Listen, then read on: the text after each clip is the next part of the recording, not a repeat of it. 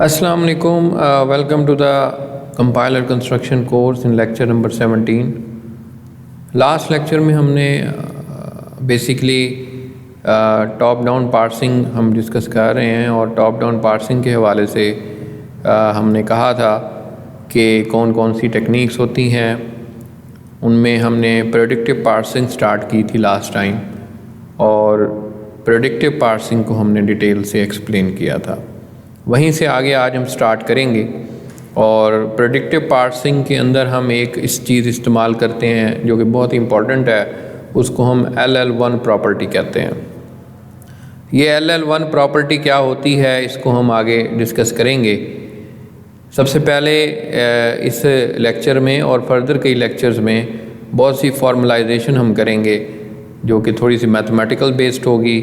Formal चीज़ें आपको जानते हैं कि किस तरीके से एक्सप्लेन की जाती हैं अजम्पशंस पे, तो उस चीज़ को हम यहाँ पे ज़्यादा इस्तेमाल करेंगे और फिर जाहिर है उसको हम एक एग्जांपल के ज़रिए भी एक्सप्लेन करेंगे। तो LL1 प्रॉपर्टी का इस्तेमाल होगा। LL1 प्रॉपर्टी के हवाले से मैं सबसे पहले आपको बताऊं कि if A is replace in alpha and A is also replaced in beta, the both in appear in grammar, we would like to the first of alpha intersection first of beta is equal to 5। यहाँ पे हम ये कह रहे हैं कि अगर हम A को अल्फ़ा से रिप्लेस कर सकते हैं, A को बीटा से रिप्लेस कर सकते हैं, तो दोनों ग्रामर्स के अंदर जो अब हम रूल अप्लाई करने लगे हैं वो फर्स्ट सेट है और फर्स्ट सेट में लास्ट लेक्चर में डिटेल से आपको बता चुका हूँ। अब यहाँ पे मतलब ये है कि हम कहेंगे कि फ़र्स्ट ऑफ अल्फ़ा क्या है और फिर फ़र्स्ट ऑफ बीटा क्या है। उन दोनों का अगर आप इंटरसेक्शन लेंगे तो हमारे पास एक खाली सेट होगा या एक एम्प्टी सेट आप इसको बोल सकते हैं। Predictive parsing accept the LL के ग्रामर्स, तो जो प्रेडिक्टिव पार्सर होते हैं वो बेसिकली LL के ग्रामर को सेटिस्फाई करते हैं। अब ये LL1 में पहला जो L है इसको हम लेफ़्ट टू राइट लेते हैं। मतलब करने का मतलब ये है कि हम इनपुट को जो यूज़ करेंगे वो हम लेफ़्ट टू राइट करेंगे, यानी उसका ऑर्डर ये होगा, एसोसिएटिविटी ये होगी। दूसरा L जो हमने इस्तेमाल किया है इसमें वो लेफ़्ट मोस्ट डेरिवेशन के लिए है, यानी फर्स्ट L का मतलब लेफ़्ट टू राइट स्कैनिंग होगी, सेकंड L का मतलब लेफ़्ट मोस्ट डेरिवेशन होगी और दरमियान में K जो आपको नज़र आ रहा है ये वो टोकन्स हैं जो हम देखना चाहते हैं। यानी हमने लास्ट टाइम एक्सप्लेन किया था कि हम प्रेडिक्टिव पार्सिंग के अंदर कितना आगे देखें। आपको याद होगा हमने लास्ट लेक्चर में बैक ट्रैकिंग की प्रॉब्लम आइडेंटिफाई की थी और उस चीज़ को ख़त्म करने के लिए हमने ये कहा था कि अगर हमें इनपुट में ज़रा आगे देख के पता चल जाए क्या है तो हम ये चीज़ शायद सरकमवेंट कर सकते हैं। लेकिन उस हवाले से अब हम आज बात कर रहे हैं कि ये जो के टोकन्स हैं, यानी कितने टोकन्स आप आगे देखना चाहेंगे, 1 2 3 एंड तो बेसिकली ये के का मतलब यहाँ पे जेनेरिक बात हो रही है, लेकिन बेसिकली प्रेडिक्टिव पार्सिंग में आप LL1 प्रॉपर्टी का इस्तेमाल करते हैं, यानी वन सिंबल आगे देख के आप ये बता सकते हैं कि उसकी प्रोडक्शन रूल क्या होगी। तो LL1 प्रॉपर्टी का मतलब कि एक तो लेफ़्ट टू राइट आपने स्कैन करना है, दूसरा लेफ़्ट मोस्ट डेरिवेशन करनी है और तीसरा एक टोकन आपने आगे देखना है। तो मैं अब ये कह रहा हूँ कि first of alpha intersection and first of beta is equal to 5, allow the parser to make the correct choice with a look ahead exactly one symbol. तो एक सिंबल आगे देख के आप ये फैसला कर सकते हैं। उसके बाद what about the epsilon production, तो अगर फ़र्ज़ करें कि हमने आगे लुक अहेड किया और हमें वहाँ पे वन लेटर मिलने के बजाय वहाँ एप्सिलॉन मिला तो उसको कैसे हैंडल करेंगे। तो they complicate the definition of the LL1 and the A is replace with the alpha, A is replace in the beta and the epsilon is the first of A। यानी कहने का मतलब वही है कि अगर A को हम अल्फ़ा से रिप्लेस कर रहे हैं, A को हम या बीटा से रिप्लेस कर रहे हैं, तो अगर हम फर्स्ट ऑफ अल्फ़ा फाइंड करेंगे तो हमें अगर एप्सिलॉन मिला, then we need to ensure the first of beta is disjoint from the follow of alpha. अब ये एक और सेट है फॉलो। अब ये फॉलो सेट क्या है? ये बेसिकली एक अल्फ़ा के बाद क्या आता है ये उस चीज़ को ज़ाहिर करता है। अब फॉलो को भी देख लेते हैं।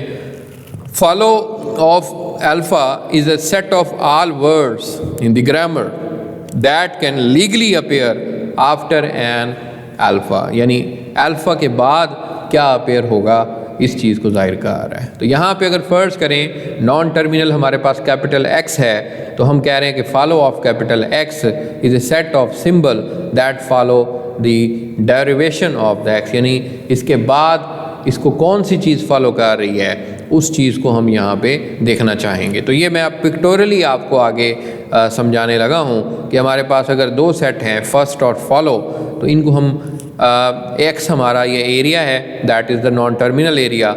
अब इसमें जो फर्स्ट सेट है वो ये होगा क्योंकि यहाँ से अब अगर फर्स्ट ऑफ एक्स करेंगे तो मतलब इसके स्टार्टिंग में क्या पड़ा हुआ है, और फॉलो सेट करेंगे तो इसके बाद क्या चीज़ आ रही है, यानी इसके बाद एक्स के बाद क्या अपेयर होगा। इससे अब आपको क्लियरली अंदाज़ा हो रहा है कि फॉलो और फर्स्ट का क्या मतलब है। उसके बाद आप यहाँ पे डेफिनेशन अगर देखें प्रोडक्टिव पार्सिंग की तो हम कह रहे हैं कि first plus alpha as and the first of alpha union follow of alpha if epsilon is the first and the first of alpha otherwise. तो ये वही फार्मलाइजेशन है कि अगर आप फर्स्ट ऑफ अल्फ़ा कंकैटिनेट करेंगे तो फिर हम उनको इस तरीके से लिख सकते हैं कि first of alpha union follow of alpha. Then the grammar is the LL1 if A is replaced in the small a and capital A is replaced in the ये alpha है, A capital A is replaced in the alpha and the capital A replaced in the beta, that implies the first concatenate with the alpha union first concatenate of the beta then is equal to phi, यानी अगर इसका आप intersection लेंगे तो वो phi के बराबर होगा। Given the grammar that has been the LL1 property, तो यहाँ पे एक आपको ग्रामर दी जा रही है और उसमें हम देखेंगे कौन कौन सी उसमें LL1 प्रॉपर्टी हो सकती है। तो अगर हम इसको इम्प्लीमेंटेशन के पॉइंट ऑफ व्यू से देखें यानी C या C++ के हवाले से, तो we can write the simple routine to recognize the each left hand side and code and simple and fast होता है। यहाँ अब आप देखें कि हमारे पास अगर सेट है कि A is replaced in the beta 1, beta 2, beta 3 and which satisfy the LL1 property, the first of alpha intersection first of beta, अगर ये हमारे पास ये प्रॉपर्टी है तो फिर हम इसको किस तरीके से लिखेंगे। तो यहाँ पे आप देखेंगे कि अगर हम फर्स्ट ऑफ बीटा टोकन में हमें फर्स्ट ऑफ बीटा मिला, यानी फर्स्ट ऑफ बीटा का मतलब पहले क्या मिला वो टोकन उसको हम चेक करेंगे, अगर तो हमें मिल जाएगा उसमें से वो टोकन फर्स्ट ऑफ बीटा 1 में, तो हम कह दें कि हमें मिल गया बीटा 1 में और रिटर्न ट्रू कर देंगे।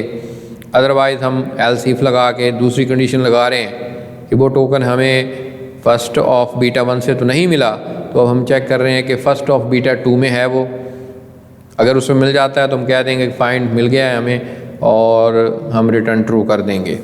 अगर उसमें से भी नहीं मिलता तो फिर हम आगे और कंडीशन लगा रहे हैं कि हम अब बीटा 3 में चेक कर रहे हैं, एल्स इफ लगा के आप कहेंगे बीटा 3 इसमें से अगर हमें मिल जाता है तो हम कहेंगे कि B3 and then return true, और अगर हमें इसमें से भी नहीं मिलता तो एल्स में हम फाइनली एरर कहेंगे कि भाई हमें ये टोकन है ही नहीं उस ग्रामर के अंदर। तो ये एक सिस्टमेटिक वे से आपको यहाँ पे ज़ाहिर हो रहा है कि किस तरीके से हम ये चीज़ हैंडल करते हैं। उसके बाद प्रेडिक्टिव पार्सिंग के अंदर grammar with the LL1 property that are called the predictive grammars, ऐसी ग्रामर्स जो LL1 प्रॉपर्टी को सेटिस्फाई करती हैं उनको हम प्रेडिक्टिव ग्रामर्स कहते हैं, क्योंकि ये जो प्रेडिक्ट का वर्ड है वो बेसिकली इस चीज़ को ज़ाहिर कर रहा है कि आपने करेक्ट रूल को सिलेक्ट करना है, चूज़ करना है। अदरवाइज़ आपको पता है हमने लास्ट लेक्चर में कहा कि अगर हम गलत चूज़ पिक करते हैं, बैड पिक जिसको हमने कहा था, तो उसकी वजह से बैक ट्रैकिंग होती है और हमें बार बार वापस जाना पड़ता है और ये भी नहीं पता कि हमें शायद अगली दफ़ा जब हम जा रहे हैं तो क्या हम ठीक चूज़ करके जा रहे हैं। तो ये बहुत ही प्रॉब्लम क्रिएट हो रही थी उसकी वजह से। तो मुझे उम्मीद है कि ये आपने इसको अंडरस्टैंड कर लिया होगा। तो प्रेडिक्ट का मतलब यहाँ पे करेक्ट चॉइस है। उसके बाद नेक्स्ट जो चीज़ है वो ये है कि parsers that capitalize on the LL1 property are called predictive parser. यानी ऐसे पार्सर जो LL1 प्रॉपर्टी के तहत काम करते हैं उनको प्रेडिक्टिव पार्सर्स कहा जाता है। And one kind of the predictive parser is a recursive descent parser. यानी उन तमाम प्रेडिक्टिव पार्सर में से एक किस्म पार्सर की जो है वो रिकर्सिव डीसेंट पार्सर होती है। तो इसको हम आगे डिस्कस करेंगे।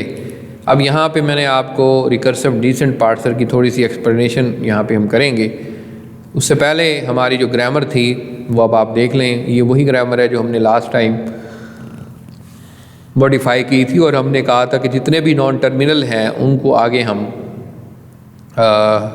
उसी के साथ एक प्राइम का वर्ड इस्तेमाल करके, जैसे मैंने EXPR था उसको EXPR प्राइम बना दिया, टर्म था तो टर्म प्राइम एक और नॉन टर्मिनल बनाया, फैक्टर था, और बस इस तरह हमने इसको इस ग्रामर को मॉडिफाई किया था। ये वही ग्रामर है जो ऑलरेडी हम मॉडिफाई कर चुके हैं।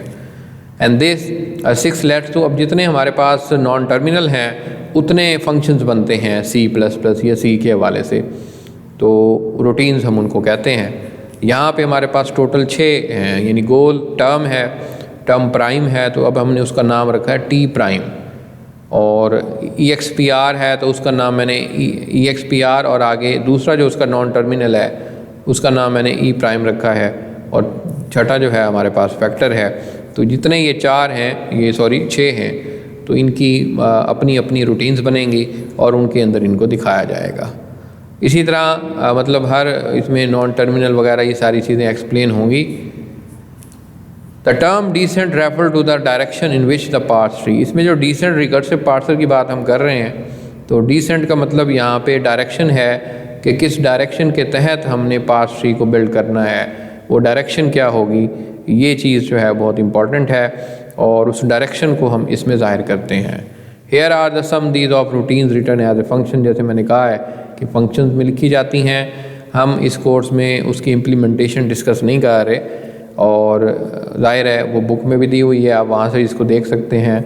यहाँ पे जो बेसिक कॉन्सेप्ट है उसको मैंने एक्सप्लेन कर दिया है। अगले लेक्चर में हम यहीं से आगे कंटिन्यू करेंगे। लेकिन इसके डिसएडवांटेजेस देख लें कि इस पार्सर के डिसएडवांटेजेस क्या हैं। एक तो ये बहुत प्रोसीजरल बन जाता है, यानी प्रोसीजरल कोड बनेगा। दूसरा, non convenient way to build the parse tree, इस तरीके से पार्स ट्री बनाना थोड़ा सा मुश्किल हो जाता है।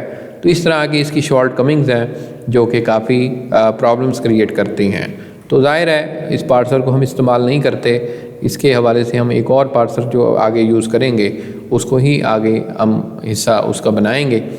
तो अगले लेक्चर में हम यहीं से आगे कंटिन्यू करेंगे। आज का लेक्चर मैं यहीं पे ख़त्म करना चाहूँगा। अगले लेक्चर में हम यहीं से आगे फर्दर रिकर्सिव डीसेंट पार्सर को और ज़्यादा एक्सप्लेन करेंगे और इस प्रॉब्लम्स को हम देखेंगे कि ये कैसे हम सॉल्व कर सकते हैं। तो नेक्स्ट लेक्चर तक खुदा हाफिज़।